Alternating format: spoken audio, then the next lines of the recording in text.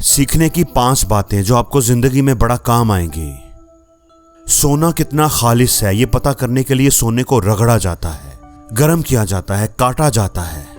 इसी तरह एक इंसान का असली रंग तब दिखता है जब उस पर कोई बड़ी मुसीबत आए। एक समझदार इंसान को किसी ऐसी जगह पर नहीं रहना चाहिए जहां किसी को कानून से डर नहीं लगता, जहां सब लोग बेशर्म होते हैं, जहां कोई खैरात नहीं करता और जहां फन की इज्जत नहीं होती। पागल लोग कुछ पत्थरों को बहुत कीमती समझते हैं, जबकि इस दुनिया के 3 असली जेम्स हैं खाना, पानी और अच्छी बातें।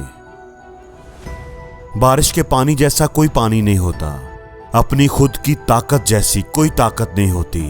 कोई भी रोशनी आंखों की रोशनी जैसी नहीं होती और कोई भी दौलत अनाज जितनी कीमती नहीं होती। अगर आपको यह देखना है कि एक नौकर कितना वफादार है तो उसे तब चेक करो जब वो ऑफ ड्यूटी हो। एक रिलेटिव को आप तब टेस्ट करो जब आप मुसीबत में हो। एक दोस्त की दोस्ती को तब आजमाओ जब आप पर कोई परेशानी आ जाए, और बीवी को उस बुरे वक्त में आजमाओ जब आपकी दौलत खत्म हो जाए।